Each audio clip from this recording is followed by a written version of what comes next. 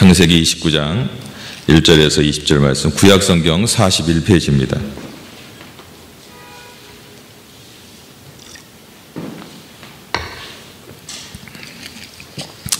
우리 한 절씩 교독하도록 하겠습니다.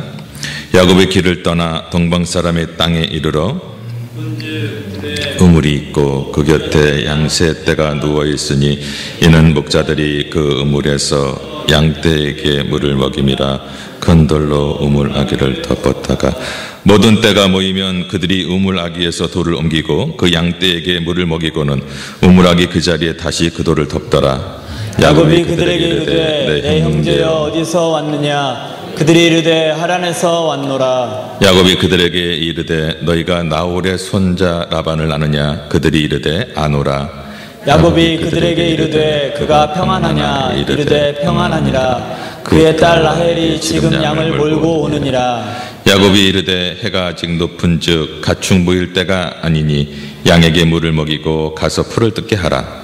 그들이 이르되 우리가 그리하지 못하겠노라. 때가 다 모이고 목자들이 우물 아귀에서 돌을 옮겨야 우리가 양에게 물을 먹이느니라. 야곱이 그들과 말하는 동안에 라헬이 그의 아버지의 양과 함께 오니 그가 그의 양들을 치고 있었기 때문이더라. 야곱이 그의 외삼촌 라반의 딸 라헬과 그의 외삼촌의 양을 보고 나아가 우물 아귀에서 돌을 옮기고 외삼촌 라반의 양떼에게 물을 먹이고 그가 라헬에게 입맞추고 소리내어 울며 그에게 자기가 그의 아버지의 생질이요 리브가의 아들 됨을 말하였더니 라헬이 달려가서 그 아버지에게 알림해 라반이 그의 생질 야곱의 소식을 듣고 달려와서 그를 영접하여 안고 입맞추며 자기 집으로 인도하여 드리니 야곱이 자기의 모든 일을 라반에게 말하매 라반이 이르되 너는 참으로 내 혈육이로다 하였더라. 야곱이 한 달을 그와 함께 거주하더니 라반이 야곱에게 이르되 네가 비록 내 생질이나 어찌 그저 내 일을 하겠느냐? 네 품삯을 어떻게 할지 내게 말하라.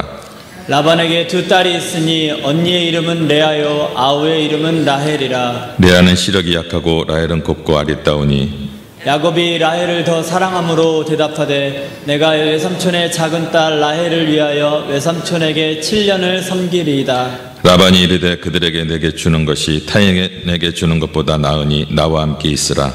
야곱이 라헬을 위하여 7년 동안 라반을 섬겼으나 그를 사랑하는 까닭에 7년을 며칠같이 여겼더라. 아멘.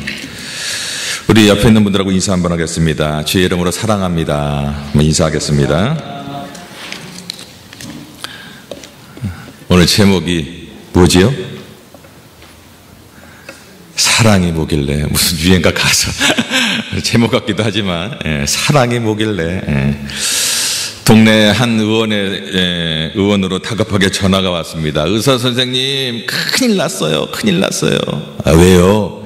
아유, 우리 아이가 지금 몽땅 연필을 가지고 쓰다가 몽땅 연필을 삼키고 말았어요. 아, 빨리 와, 빨리 좀 도와주세요. 아, 의사가 말합니다. 지금 환자가 있어서 갈 수가 없네요.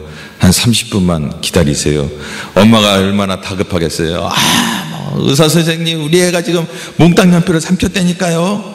그러자 의사 선생님께서 하시는 말씀이 그럼 잠시 동안 볼펜으로 쓰라고 하세요. 유머인데 좀 이렇게 좀 웃어주셔야 유머도 좀 이렇게. 여러분 몽땅 연필 아십니까? 몽땅 연필 아마 요즘 아이들 이해를 못할 거예요. 정우 형제, 성령이 형제 몽땅 연필 아세요? 모르죠? 아세요? 그래도 나이가 좀 있네. 아마 몽땅 연필이 제 세대가 거의 마지막이 아닌가 좀 생각을 해봅니다. 연필을 다 쓴 다음에 요만큼 남았을 때 어떡하죠? 볼펜 꼭지에다가 그걸 집어넣어갖고 이렇게 쓰곤 했던 것입니다. 그 몽땅 연필이 우리네 인생이 아닌가 그런 생각을 좀 해봅니다. 이혜인 시인의 몽땅 연필이라는 시가 있습니다. 잠시 읽어드릴게요. 몽땅 연필, 너무 작아 손에 쥘 수도 없는 연필 한 개가 누군가 쓰다 남은 이 초라한 토막이 왜 이리 정다울까? 욕심 없으면 바보 되는 세상에 몽땅 주기만 하고 아프게 잘려왔구나. 대가를 바라지 않는 깨끗한 소멸을, 그 순박한 순명을 본받고 싶다. 해픈 말을 버리고 진실만 표현하며 너처럼 묵묵히 살고 싶다. 묵묵히 아프고 싶다. 이 몽땅 연필, 이것이 우리 어머니의 모습, 아버지의 모습이 아닌가 생각을 합니다. 한마디로 죽어서도 행복한 얘기, 그리고 줄수록 기쁜 그 사랑의 신비의 노래가 아닌가 생각을 해봅니다. 오늘 본문은 사랑이 뭐길래 그렇게 주고 또 주어도 그렇게 행복할 수 있었던 한 사나이의 이야기가 나옵니다. 본문 주인공의 야곱의 인생을 살펴보면 분명 한 편의 드라마 같다라고 말씀드릴 수가 있습니다.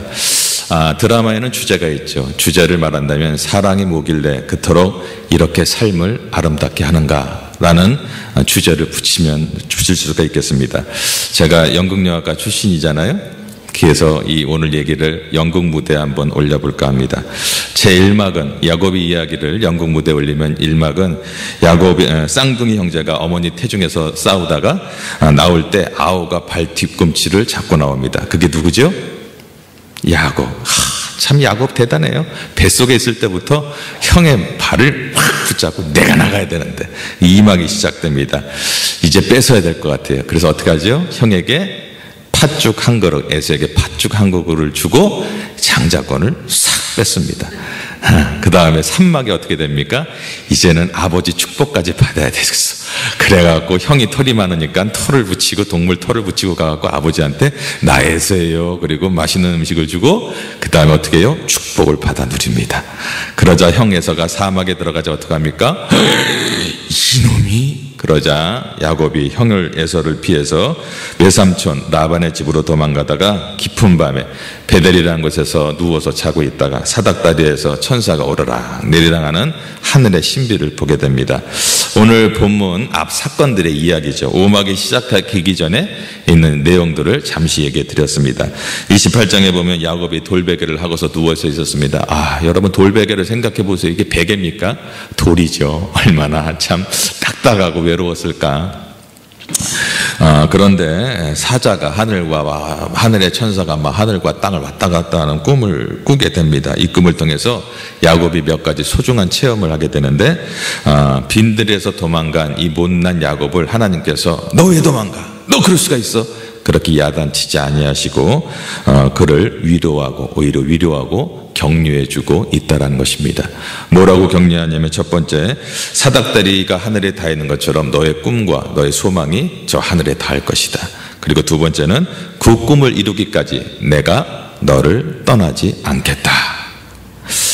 지금까지 야곱은 하나님이라고 하면은 조부의 하나님, 아브라함의 하나님, 그리고 자기 아버지 이삭의 하나님인 줄 알았는데 그 전능하신 하나님이 바로 나의 하나님이라는 것을 그 베델에서 더 깊이 깨닫게 되는 것입니다.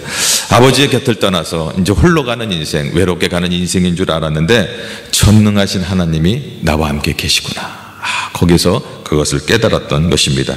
야곱은 이 사실에 울고 또 울었습니다. 그리고 야곱이 깨달은 것은 이곳에 하나님이 하늘에만 계신 줄 알았는데 이곳에도 있구나. 그러면서 여기가 하나님의 전이요 여기가 하늘의 문이로다. 그러면서 자기가 베고 있던 그 돌을 세워서 성전 기둥을 삼고 무릎을 꿇고 예배를 드립니다. 제5막이 펼쳐지기 전에 야곱이 베델에서 꾼 꿈 이야기는요, 이 드라마에 있어서 굉장히 중요한 의미를 가지고 있습니다. 여기서 만난 그 하나님의 체험이 그 제5막을 펼치는 힘이 되기 때문에 그렇습니다. 여기서 받아둔 은혜, 여기서 쌓아오던 그런 어떤 은혜를 통해서 제5막이 활짝 펼쳐지고 있는 것입니다. 이제 하나님을 만난 야곱이 새 사람이 되었습니다. 새로운 세계가 열렸어요. 두려움과 실패와 좌절과 고난과 그런 역경이 주님을 만나는 순간, 하나님을 만나는 순간, 베델에서 하나님의 그 은혜를 체험하는 순간 다 치료받고 회복되었다는 것입니다. 우리도 오늘도 앞으로 새로운 세계를 향해서 나아갈 때 옛날의 과거의 어떤 아픔과 슬픔은 다 단절되어야 되는 것입니다. 실패와 쓰라린 상처는 다 버리고 가시기를 주의 이름으로 축원합니다. 오늘 다 버려지기 바랍니다. 이제 음악이 펼쳐져요. 오늘 이제 본문 이야기입니다. 29장의 야곱의 사랑 이야기가 시작됩니다. 창세기 29장 1절에 보니까 야곱이 길을 떠나 동방 사람의 땅에 이르러라고 말합니다. 야곱이 여러분 베델에서 그 삼촌 라반의 집까지 거리가요, 직선으로 약 650km 정도라고 합니다. 지금, 그러니까는 부산에서 약 평양 정도 거리. 지금이야 뭐 자동차 타고 가면 그냥 가겠지만 그 당시에 여러분 사막을 지나서 막 가는데 650km. 이게 보통 거리입니까? 이게 하나님의 은혜 없이는 도저히 갈 수 없는 길인 것입니다. 그러나 이 길을 떠날 때 야곱을 모사하는 오늘 본문은 길을 떠나라고 했죠. 1절에 보면 길을 떠나. 그런데 옛날 성경은요, 야곱이 발행하여 이렇게 얘기합니다. 이 발행하다는 말은요, 발을 힘차게 들고 나갔다, 이것이 발행하여 라는 얘기입니다. 그냥 길을 떠나가 아니라 이제 하나님께서 뭐요? 야곱이 하나님을 만나자 그 발걸음이 어떻게 됐다고요?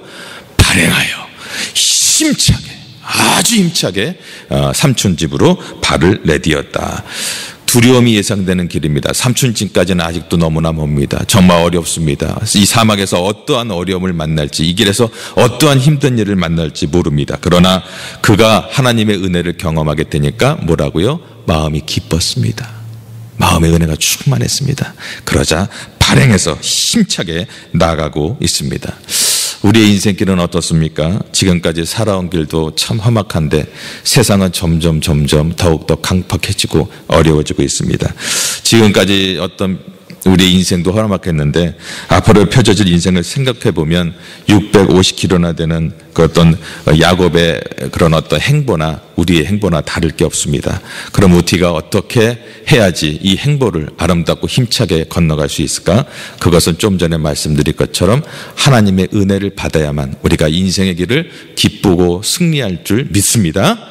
은혜를 받아야 됩니다. 비록 현실이 어렵고 현실이 멀어 보여도 하늘에 닿을 만한 꿈을 가져야 돼요. 우리 교회가 비록 어렵고 힘들고 지금 그러지만 장로님께서 며칠 전에 얘기하는데, 제가 그 뉴저지에 있는 어떤 양춘길 목사님 개척해서 10여 년 만에 지금 한 4, 5천 명 되는, 그랬더니 목사님이 이제 15년 있으면 그렇게 하셔야죠. 그래서 아멘. 꿈을 가져야 됩니다. 저는 10년 후에 그렇게 될 줄 믿습니다. 꿈을 가져야 돼요. 꿈을. 어려울 때일수록 여러분 하나님을 만나야 됩니다. 하나님이 나를 사랑하고 계시는구나, 하나님이 나를 정말 사랑한다는 이 확신을 가질 때 우리가 그러한 비전을 이룰 수가 있는 것입니다. 창세기 28장 13절에 보니까 하나님께서 그때 베델에서 야곱에게 나타난 말씀을 주는 걸 보세요. 나는 여호와니 나의 조부 아브라함의 하나님이요 이삭의 하나님이요 네가 누워있는 땅을 내가 너와 네 자손에게 주리니. 28장 15절에 내가 너와 함께 있어 네가 어디로 가든지 너를 지키며 너를 이끌어 이 땅으로 돌아게 할지라. 내가 네게 허락한 것을 다 이루기까지 너를 떠나지 아니하리라. 이 말씀을 받은 거예요. 얼마나 위로가 됐겠습니다. 여러분, 이 말씀은 오늘 야곱에게만 주는 말씀이 아니라 오늘 저와 여러분에게 주는 말씀인 줄 믿으시기 바랍니다. 그렇습니다. 은혜 받고 나면요, 현실이 좀 어렵고 힘들고 고차할지라도 마음에 평안이 있고 기쁨이 있는 것입니다. 여러분, 천국이 어디입니까? 하나님께서 나와 함께 하시는 곳, 바로 이것이 천국인 줄 믿습니다. 창세기 28장 17절에 보니까 여기가 하나님의 집이요 여기가 하늘의 문이로다고 야곱이 고백합니다. 예, 내 주 예수 모신 곳이 그 어디나 하늘나라. 아멘. 네.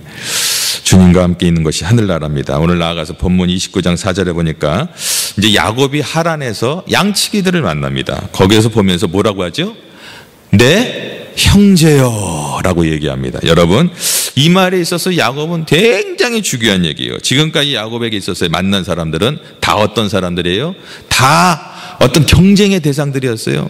다 시기하고 질투하고 경쟁의 대상들, 그 어떤 그런 대상이었는데 심지어 형님까지도 경쟁의 대상이었어요.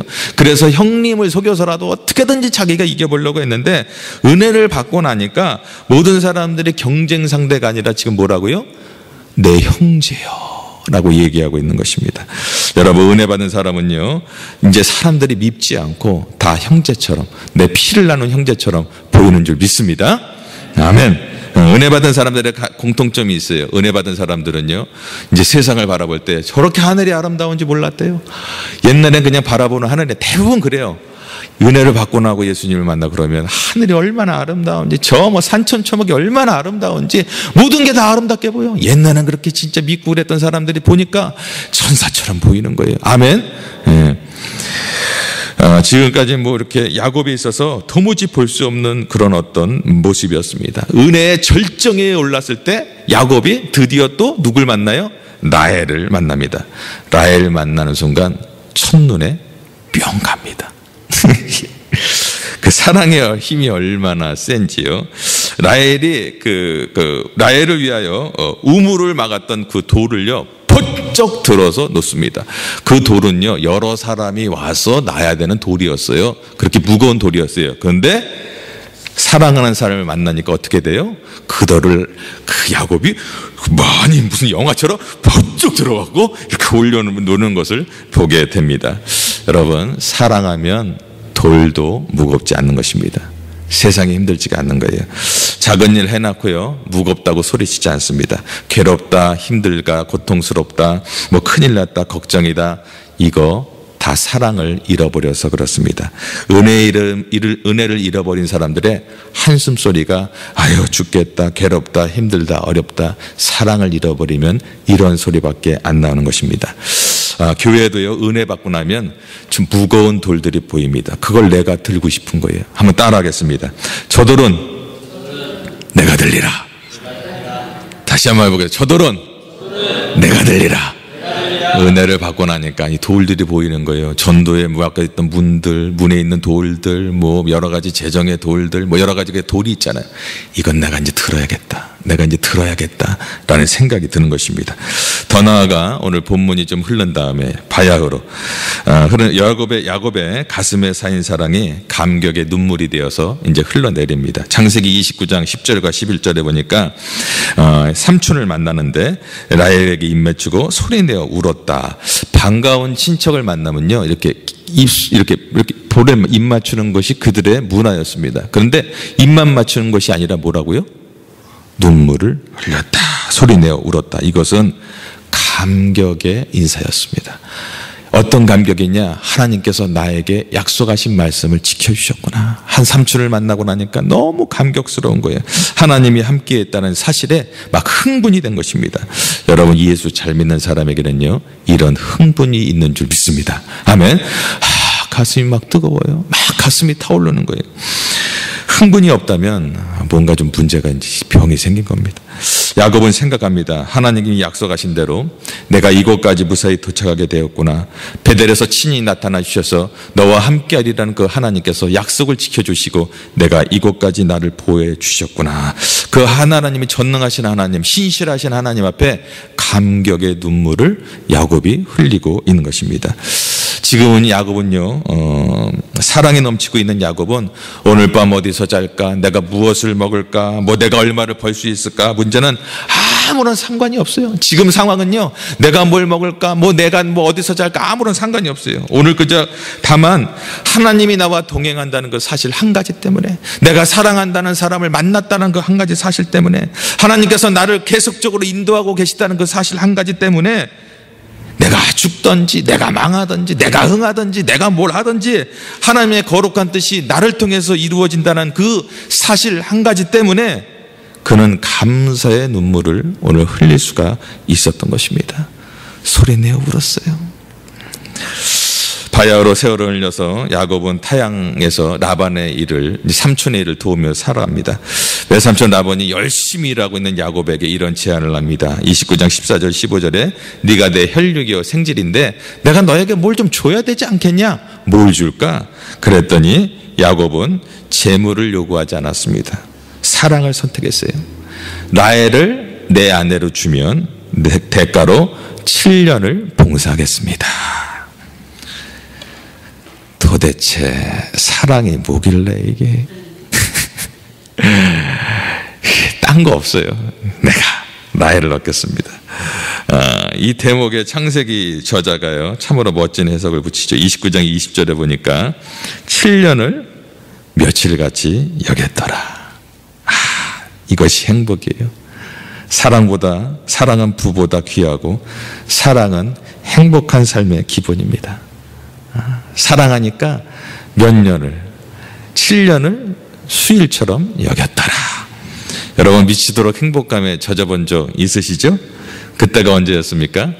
좋은 일을 만났을 때, 좋은 일거리를 만났을 때, 또 사랑하는 사람을 만났을 때, 아니면 말고요. 이렇게.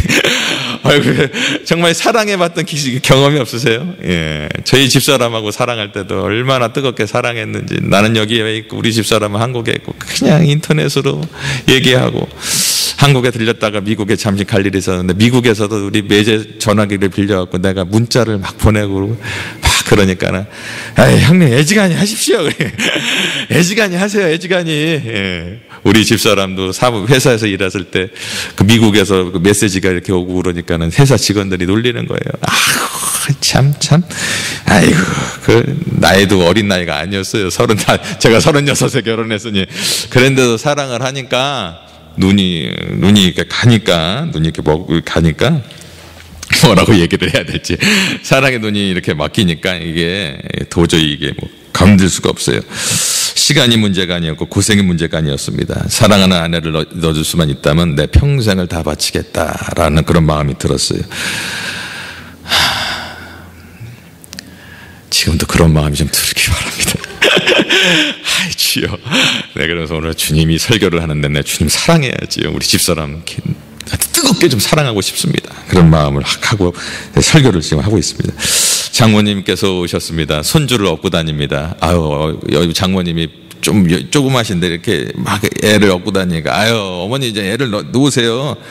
애가 앉아. 근데 사실 애가 안 자는 게 아니에요. 어머니가, 장모님이 좋으시니까 업고 다니는 거예요. 힘들어도 업고 다니는 거예요. 여러분, 이게 사랑입니다. 사랑은 힘든 줄을 모르는 것입니다. 주님을 사랑하면 우리가 어디든지 따라갈 수 있고, 정말 주님을 사랑하면 무엇이든지 우리가 할 수 있는 것입니다. 가정에 여러분 또 어렵고 힘든 일이 있습니까? 그럴수록 서로 사랑해야 됩니다. 교회에 어려운 일이 있습니까? 그럴수록 더 사랑하고 아껴주고 격려해줘야 되는 것입니다. 사랑의 식음은요, 작은 일을 하고도 짜증이 납니다. 그러나 사랑을 하게 되면 원동력이 생겨요. 우리 성령 형제도 우리 정우도 앞으로 사랑하게 될 텐데, 사랑하게 되면 아마 큰 바위, 진짜 무슨 설악산에 있는 바위도 옮길 거야. 사랑으로는 힘을 얻습니다. 여러분, 사랑에는 권태가 있을 수 없습니다. 찬송가 95장처럼 나의 기쁨 나의 소망 되시며 나의 생명이 되신 주 밤낮 불러서 찬송을 드려도 늘 아쉬운 마음 뿐일세. 늘 드려도 아쉽습니다. 늘 예배를 드려도 아쉽고, 늘 사랑해도 아쉽고, 보고 있어도 늘 아쉬운 우리 주님의 얼굴입니다. 사랑이 뭡니까? 사랑 안에는요, 사명이 있습니다. 사랑 안에 능력이 있고, 사랑 안에 놀라운 사랑해야 역사가 일어납니다. 사랑에 충성해도요, 덜 아쉬운 마음만 생기는 것입니다. 정말 이것의 사랑의 신비를 아는 사람만이 그 사랑을 할 수가 있습니다. 주님의 사랑의 그 신비를 아는 사람만이 진정 사랑을 할 수가 있는 것입니다. 제가 어저께 미랄교회 부흥회를 잠시 다녀왔습니다. 다녀온 이유는 거기 강사 목사님이 양춘길 목사님이신데, 제가 과테말라에 있을 때 과테말라에 선교하러 많이 오셔서 친교를 많이 나눴던 목사님이기 때문에 인사를 드리러 갔습니다. 뉴저지에서 목회하시는 양춘길 목사님은 필그림 교회를 지금 담임하고 계시는데, 개척하셔서 지금 15년 정도 만에 지금 한 4, 5천 명 되는 그런 교회를 성장시켰습니다. 그 목사님이 설교를 하시는데 내 마음에 와닿는 게 있었어요. 그래서 그 얘기를 잠깐 나눠드리고 받은 은혜를 다시 한번 이렇게 여러분에게 전해드리면, 김요셉 목사님이라는 분이 있었는데, 이분이 유럽에 있다가 어떤 목회에 대해서 어떻게 좀 마음에 어떤 상처를 입고 좀 회의를 느껴서 한국에 와서 시골로 가셨다고 합니다. 하나부터 다시 시작하자. 그래서 불교인 동네에 가갖고 복음을 전하기 시작했습니다. 동네가 다 불교예요. 불교를 믿는 사람들은. 거기서 이제 교회를 개척해서 교회를 하는데, 그 양씨라는 분이 다른 동네에서 이 교회를 다니게 되었다고 합니다. 열심히 다니고 열심히 섬기고 그랬는데, 어느 날 양씨가 목사님을 찾아왔대요. 목사님 왜 그러세요? 목사님, 이럴 수가 있습니까? 왜 그러세요? 목사님 여기 저 동네에 김 씨라고 알죠? 네, 알죠. 글쎄 말이에요. 우리 돼지들이 어제 그 김 씨네 집에 밭에 가갖고 그 감자를 갖다가 다 그냥 먹어버렸습니다. 그래서요? 그래서 제가 김 씨에게 이 감자밭을 배상하겠다고 얘기했더니 이 김 씨가 감자밭을 주지 말고 이 감자를 네 돼지들이 먹었으니까 돼지를 다 달라는 거예요. 돼지를 달라고. 아니 이럴 수가 있습니까? 돼지 5마리는 그 양씨의 전 재산인데. 목사님이 얘기합니다. 드리시지요. 그분이 원한다면 드리세요. 하나님이 채워주실 것입니다. 순종하기로 결정했습니다. 그리고 나서 돼지 5마리 전 재산을 김 씨에게 줬습니다. 그리고 얼마 후에 시간이 흘러서 양 씨가 다시 찾아옵니다. 목사님 하나님이요 놀라운 기적을 베푸셨습니다. 정말 하나님이 다 갚아주셨어요. 무슨 일이에요? 글쎄 말이에요, 김 씨네 집 소가 우리 집에 있는 배추밭에 와서 7마리가 우리 배추밭을 다 먹어버렸습니다. 얼마나 감사한지. 하나님께서 돼지 5마리를 가져가시더니 소 7마리로 갚아주셨습니다. 감사한 일 아니에요? 목사님이 얘기합니다. 양씨, 돼지 5마리 그 김씨에게 줬을 때 양씨 마음이 어땠어요? 괴로웠죠. 돼지 5마리도 그런데 소 7마리면 그 김씨가 얼마나 힘들겠습니까? 갖다 드리세요.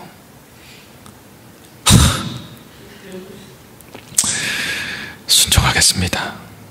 그리고 소 7마리를 김씨에게 갖다 줬습니다. 그 다음날 아침 양씨의 대문에 노크소리가 들립니다. 김씨가 찾아온 것입니다. 양씨를 보자마자 당신 말이야, 당신 때문에 내가 한숨도 못 잤어. 왜 소 7마리를 갖고 오냐고.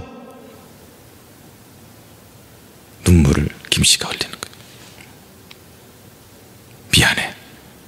그러면서 그동안에 돼지 5마리 갖고 갔는데 이것이 새끼를 낳아갖고 한 20마리 된 거예요. 20마리를 갖고 와서 다시 주는 거예요. 미안하다고. 사료도 안 먹이고 아무것도 안 했는데 5마리가 20마리가 되었습니다. 할렐루야. 예, 거기서 끝난 것이 아니라 그 불교 동네에서 사람들이 수근수근거립니다. 저 사람 정말 예수 믿는 사람이야. 저 사람 정말 예수 믿는 사람이야. 목사님, 저는 돼지 5마리가 20마리가 된 게 감사한 게 아니라 이 부족한 나를 통해서 내가 복음의 증인이 되었다는 게 너무나 감사합니다. 여러분, 예수님께서 우리가 하나님과 죄인 되었을 때 하나님께서 먼저 찾아와 주셔서 독생자 예수 그리스도를 십자가에 못 박으시고 먼저 사랑의 손길을 내밀어 주셨습니다. 이제 그 깊은 사랑, 정말 그 깊은 사랑을 우리가 깨닫는다면, 알았다면 우리도 언제 남을 향해서 사랑의 손길을 내미는, 그래서 우리를 통하여 하나님의 영광이 나타나는 귀한 주의 아름다운 도구가 되어주시기를 주의 이름으로 간절히 부탁드립니다.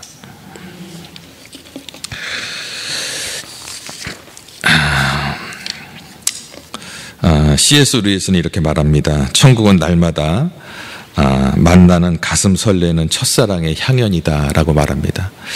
천국을 보면은 이 첫사랑의 향연이다, 그렇게 가슴이 두근거린대요.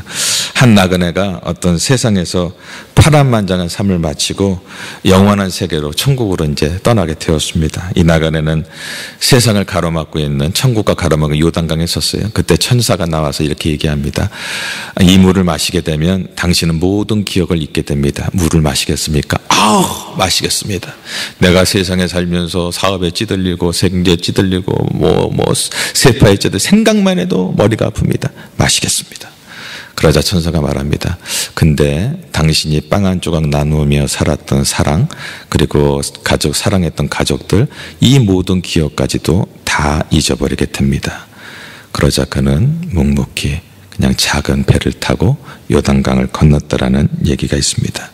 사랑을 잊어져 버린다라는 건, 사랑을 기억이 없어진다라는 것이 얼마나 무서운 것인 줄 알았기 때문에 그렇습니다. 여러분, 우리가 천국 갈 때 한 가지를 꼭 갖고 가는데, 몇 가지를 갖고 가는데 다른 것은 다 내버려둬도 우리 자신은 갖고 간다라는 거예요. 때문에 우리의 인격과 여러분의 삶의 어떤 경험들을 갖고 가게 되는 것입니다. 여러분이 전도했던 그 영혼들과 함께 갈 것이고, 여러분들이 전도하다가 상처받았던 은혜의 영광의 면류관을 갖고 가야 될 것이고, 또 사랑했던 소중한 경험들을 들고 하나님 앞에 설 것입니다. 그때 하나님이 물을 것입니다. 너는 무엇을 하고 왔느냐? 얼만큼 사랑하고 왔느냐?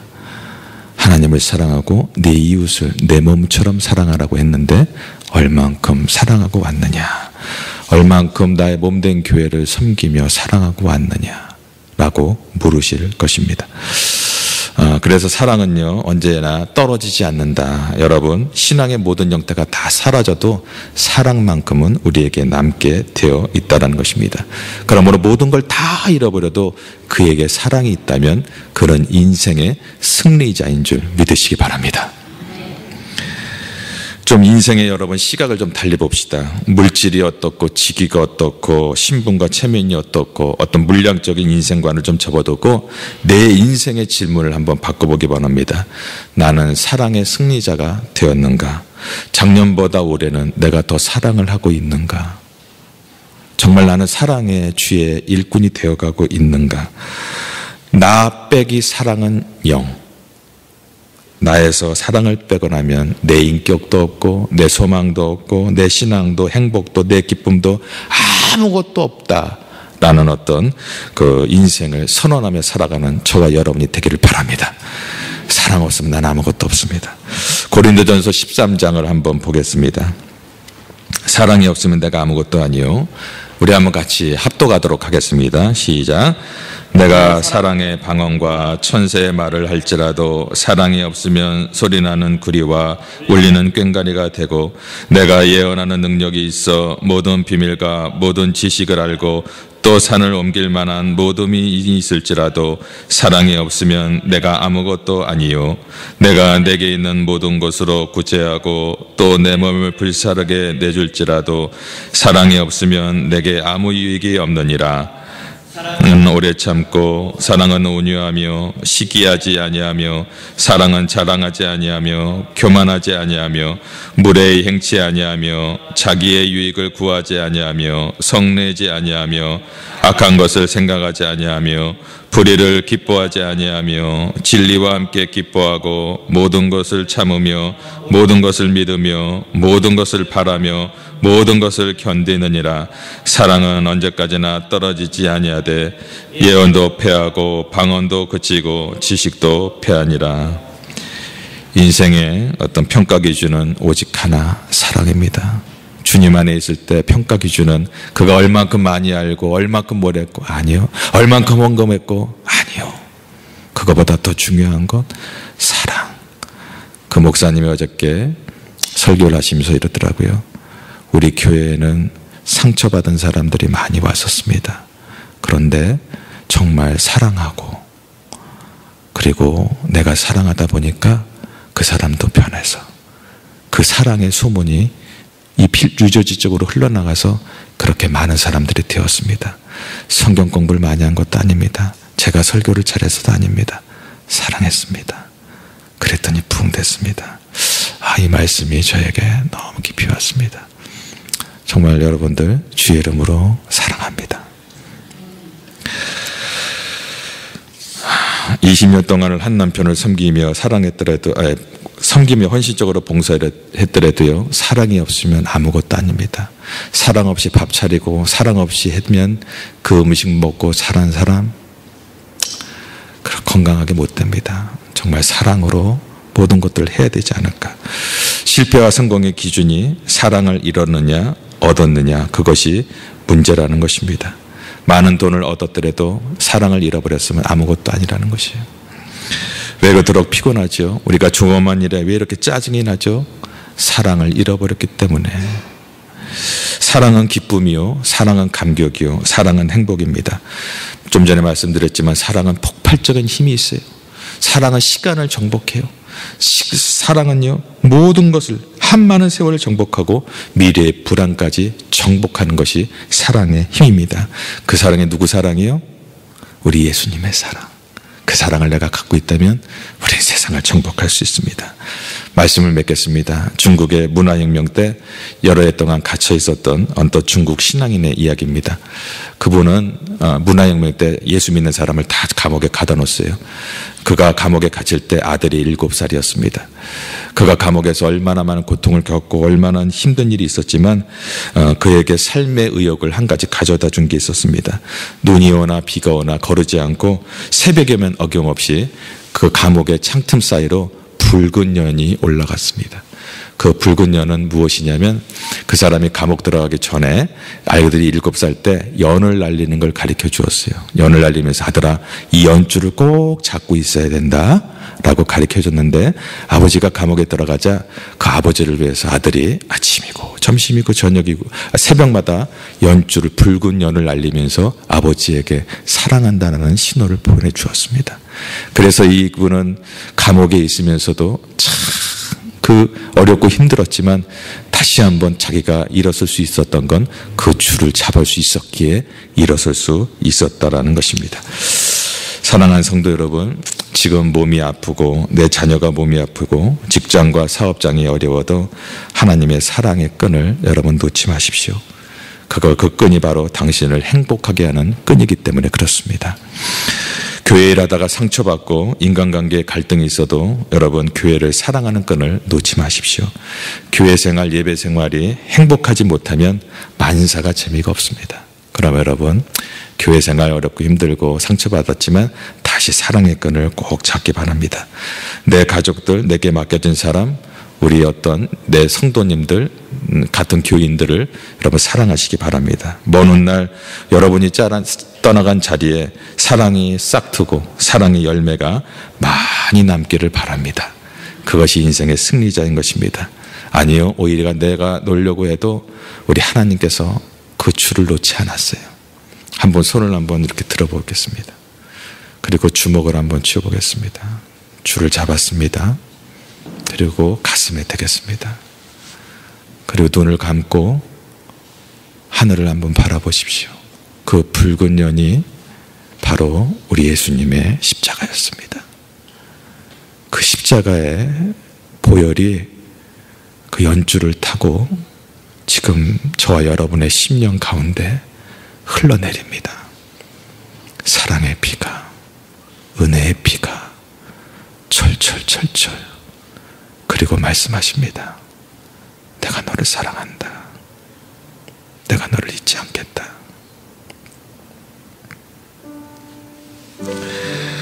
우리 다 같이 찬양 한번 하겠습니다. 사랑합니다, 나의 예수님.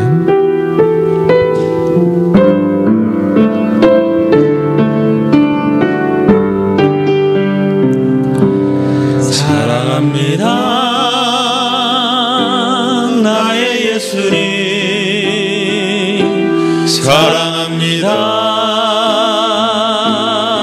아주 많이요. 사랑합니다, 나의 예수님. 사랑합니다, 그것뿐이에요.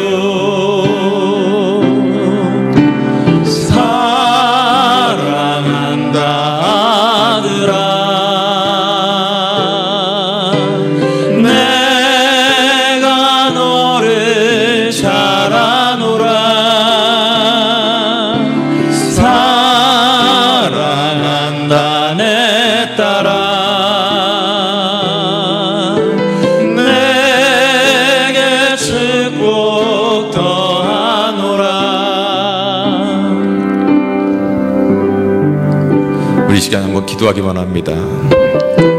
하나님, 그 사랑을 깨달았으니 이제 사랑의 사람이 되어서 좌절하지 않고 절망하지 않고 이 사랑 많은 사람들에게 전하며 살아가는 우리 인생이 되겠습니다. 우리 한인선교교회가 사랑이 철철철철 흘러넘치는 아름다운 공동체가 되게 하여 주시옵소서. 같이 한번 기도합니다.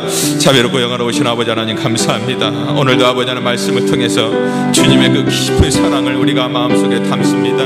하나님, 내가 죄인 되었을 때 먼저 찾아와 주셔서 독생자 예수님을, 우리 예수님을 십자가에 아버지 하나님 그렇게 매달리게 하시고 그 보배로운 피로 아버지는 나의 죄를 씻어주시고 나를 아버지 하나님의 자녀로 삼아주신 그 아버지 하나님 사랑에 다시 한번 내가 아버지 하나님 광야에서 일어납니다.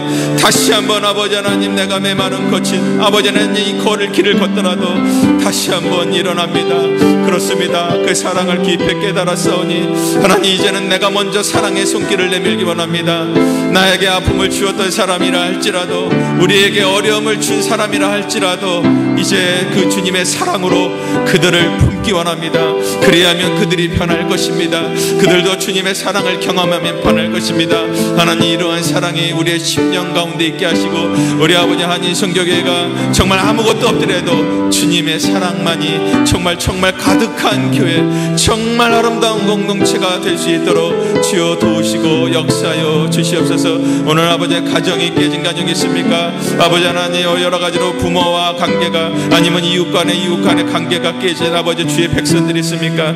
다시 한번 아버지 하나님 그 사랑이 회복되게 하시고 이제는 먼저 찾아가서 주고 또 주는 그런 사랑으로 말미암아 저들을 통해서, 나를 통해서 살아 역사하신 하나님의 사랑을 많은 자들이 경험하는, 그러므로 우리 교회에 아버지 하나님 많은 자들이 아버지는 그들을 통하여 몰려들어오는 그런 놀라운 영광이 있게 하여 주시옵소서. 하나님 감사합니다. 오늘도 귀한 말씀을 통하여 우리에게 사랑을 베풀어 주시니 감사합니다. 일평생 죽을 인생들인데 하나님, 정말 주님의 사랑으로 우리를 구원해 주신 그 사랑 마음속 깊이 아버지 하나님, 이제는 아버지 하나님 우리가 깨닫고 이제는 우리의 삶으로 나가기 원합니다.